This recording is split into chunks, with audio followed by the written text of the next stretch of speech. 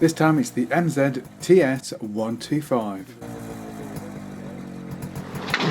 So when most people think about German motorbikes, they think about something with two massive cylinders sticking out either side. But there's an awful lot more to German motorcycles than that, such as the MZ.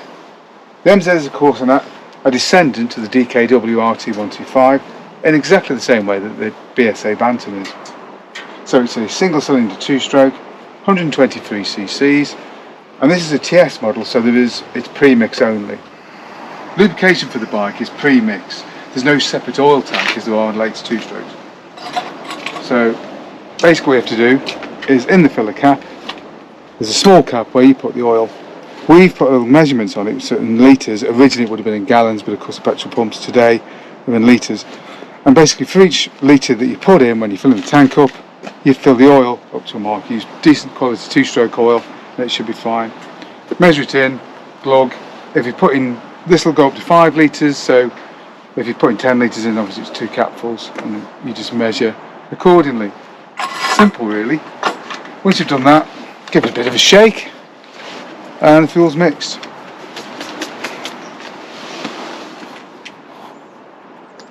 So the gearbox, about evening Tom, it's probably not the bike's best feature. It's a 4-speed and it's pretty vague.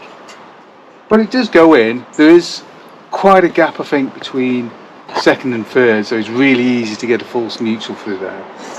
But it's not terrible. I mean, you know, it's easily rideable, and generally if you take your time with it, it's not really a problem. It doesn't give a lot of feedback though, compared to say BSA box or a really nice British box. It doesn't click in quite as nicely. I just feel like you're clicking through gravel. But it's not that bad. Clicking through gravel. No, it doesn't feel that bad at all. But it doesn't give you a lot of feedback. That's definitely for sure, isn't it? Points ignition shouldn't need too much adjustment. Electronic ignition is available if you want to splash out. Obviously the engine's air cooled, not water cooled, and is very simple, about as simple as you can get. Piston ported induction. Makes around 10.5 horsepower, claimed, and that's enough for this bike for about 55 miles an hour. It rocks up to 50, doesn't it? And then doesn't seem to want to go a lot faster. It goes to 55 and just stops. Does indeed, yeah, it goes to 55 really quite nicely. Although you did see 60 line on the tank on the way out. I did. Brakes are drum brakes, front and back, not surprisingly. Now this is the thing about the MZ. The MZ is designed for commuters. It's not designed to be a sporty bike. Although the chassis itself is a pressed steel job, does work pretty well. The suspension does a reasonable job, and I think it's obviously designed for East German crappy roads, and on those roads it works pretty damn well, I could imagine, or you know, the roads of the day. And there's a lot of clever features. The use of drum brakes, they're not the best drum brakes, they do work, but drum brakes made sense back then simply because disc brakes would be difficult to maintain in crappy weather. You know, this bike is ideal for commuting in rubbish weather. You know, you've got gaiters on the front, you've got drum brakes that obviously aren't going to suffer the weather as much as discs do. And best of all, what I really love is the fact that all MZs tend to have this enclosed chain design. It's really simple to maintain. Brilliant idea. Why it isn't used in other bikes, I will never know. And of course, as with all sensible bikes, it's got a proper centre stand. Back to the brakes. It's a cable operated affair at the rear. So you pedal there, cable hooks in there, and also the end of the cable hooks into a casting in the engine. And it simply operates. I mean, it really is very simple basic designs. Obviously this can freeze up, so you need to make sure that you grease that up in terms of maintenance. But it works pretty well. I think cable operated brakes, you sometimes see them on some A10s, and they are a bit vague. They don't give as good feedback as a good, you know, brake rod to a rear drum brake, but it's okay. Speedo drive's taken from the back wheel to not the most accurate speedometer in the world on this model, and it gives you a vague idea that you're actually in motion. I wouldn't say it does much more than that, would you? No. I mean, sometimes it works really well, and then sometimes you're halfway through a journey and it just starts to generate random numbers, I think is the best way of describing it. It is a random number generator. The key is probably the most interesting feature of the bike. Just about the weirdest key I think I've ever seen. About you? Yeah. So the key There's a nice little cover goes over the key. That drops in there.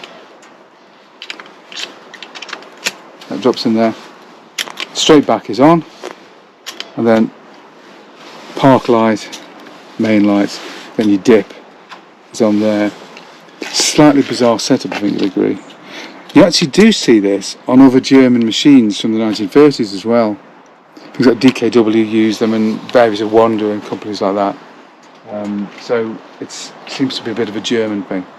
The indicators are very classically 70s. That's sort of up to turn right, down to turn left. Kind of done, I think it's done that way, so it's kind of familiar to people who drive in a car. If you think about the stalk in the car, the way it's rotated, this works in the same way. Slightly bizarrely though, it's on the right hand, whereas a lot of modern bikes are on the left, aren't they? Yeah. Which is a bit of a head scratcher, I think. Sometimes, and the other thing is, I think one of the most bizarre features is when you're operating these things, it's really hard when you're riding to switch the indicators off. So I've noticed a lot of time you end up sort of thinking, I'll just do that, and you end up using your left hand to knock them off again. It's really dumb, isn't it? Because it is a bit of it's a weird stretch, isn't it, when you're using it? Especially on roundabouts. Yeah. Not an ideal place if you have small thumbs. No. Sitting position. It's actually really comfortable, isn't it? And it's surprisingly sporty. I mean, one of the things about this bike is the view from the front is really sporty, isn't it? It looks far prettier on the front when it's coming towards you than it does when it's gone by. It's got those long mud guards and a gawky seat.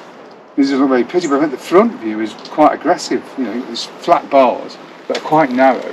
Gives it a really good sporty feel, doesn't it? It does give me quite Tiger 90 vibes. It does, yeah. And foot pegs are in some position.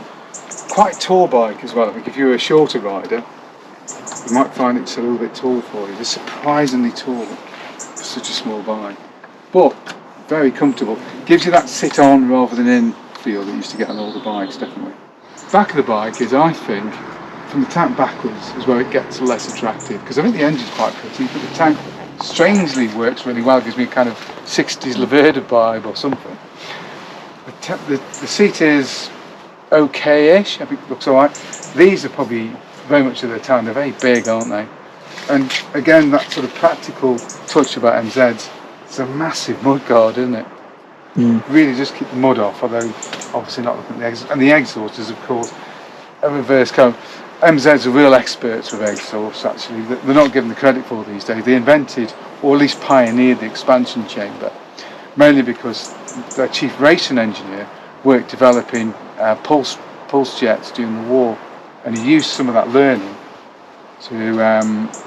to control the gas flow coming out of the exhaust and make good use of it, effectively turning it into a resonance engine and getting extra power. They don't do that so much on the road bikes, but there is a reverse cone in there which does help the thing function very well. But the downside of that is it is a very, very long exhaust.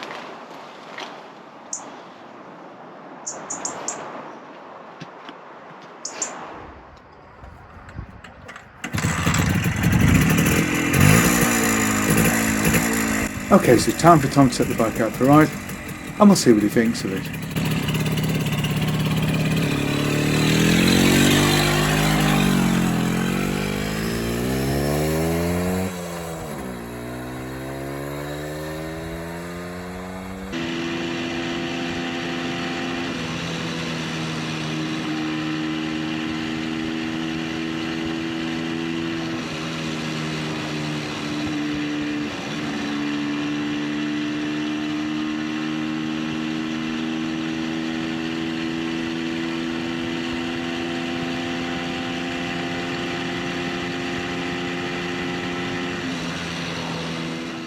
Okay, some basic background. The bike is 123cc, 4-stroke of 58 by 52. Produces 10 horsepower at 6,300 RPM and has a 4-speed gearbox.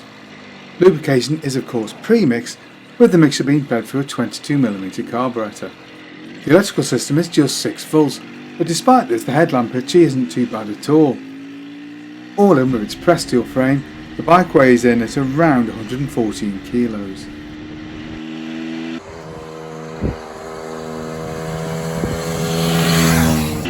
This is of course the base model, There was a more prestige model with the chrome tank and a rev counter. A 150 model was also available, which made about 11.5 horsepower and had a top speed of around 66 miles an hour, as tested, whilst the 125 is said to be capable of 100 kilometres an hour or 62 miles an hour.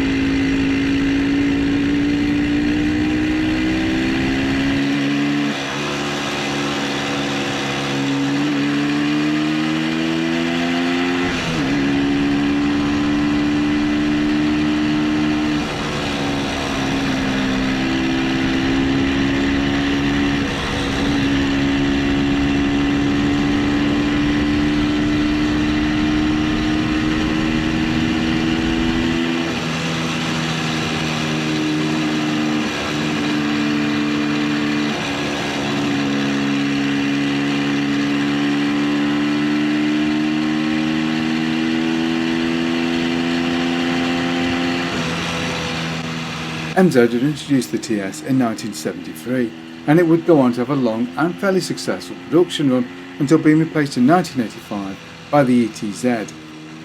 This machine would have a revised, rubber-mounted engine with a 5-speed gearbox and of course automatic oiling, both of which of course the TS lacked.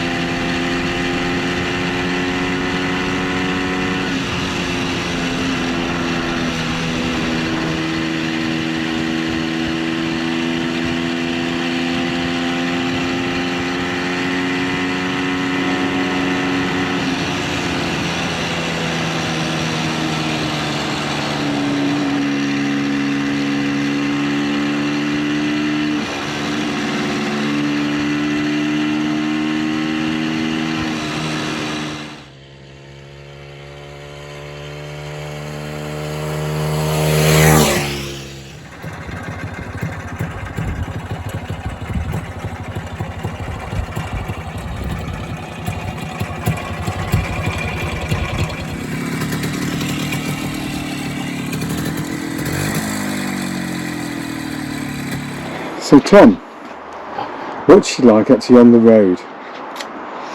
It's not too bad. Surprisingly torquey for a 125, I think. Compared to modern 4-strokes, I think it pulls quite well. It pulls pretty well up to 55, and then it just kind of stops. There's not much difference between full throttle and no throttle once you get to its top speed. I have a feeling it's geared for that speed. I got that impression, because when you're following you, it rockets up to 50 and then it edges to 55 and then it doesn't really want to go any quicker. Although tucked all the way in, it went up to You did hear touch over up to 60. Yeah, it touched 60. Yeah. I think maybe a smaller rider could see higher speeds on it. But yeah, you look a bit too tall for it, perhaps. Yeah. Performance in terms of top speed, we've talked about. What about handling? I think it handles really well. It does remind me of when I rode the BSA Bantam at that event. It's got the very quite quick, nimble feeling. It corners really easily. It tucks in really quite nicely. I think a lot better than some modern 125s, to be fair. It corners like a dream. You look somewhere and it just turns. Well, I think a big advantage of this over mod bike is it's so simple. There's hardly any wires on it. It's a very simple machine and very simple to ride too, because you haven't got to change gear as much. Yeah. As you were saying about the torque, really. Yeah. Well, one thing I would say, I'm not sure if it's just because I've forgotten what 125s are like, but when a truck comes past being so light, you do feel its lightness. The wind properly shudders it. But yeah, it might just be light bikes in general. Overall, would you say an enjoyable riding experience? I would say it's a good bike to ride, to be fair. I did quite enjoy it. Great first classic? It's a good first classic. It's a good one. Yeah. I think it's if you've still got L plates, I think it's a perfect first classic. Yeah. I'd say if you've still got L plates. But yeah, I think it'd keep up with most modern 125s. Might not have the top speed, but I think up to 50. I do feel like it'd be quicker than most modern 125s, to be fair. Yeah, and there's less gear shifting going on, definitely. Yeah, definitely sure. You used to have the same worries when you get to a hill. It starts and it drops down to 40. Starts to labour. Yeah. But yeah, the only gripe is the gearbox, to be fair. It's a little bit vague, and just like Guzzi gearboxes, it comes with a bunch of free neutrals free of charge. Oh, it's very generous of them. It is very generous of them. So yeah, I only got a false neutral once, but you do have to be quite what's the word? Positive? Quite positive with your gear changes, or else you will find a false neutral and make the poor bike scream. If you're comparing against a lot of British bikes, I think it is a really great first classic, because looking at the price of BSA Bantams at the minute, ones that would have similar power to this, they're really quite expensive. Yeah. I think overpriced personally. And then this, I think you can get these for quite reasonable money in comparison. Yeah. And I think they make quite good bikes. You're not going to be breaking any land speed records with them. No.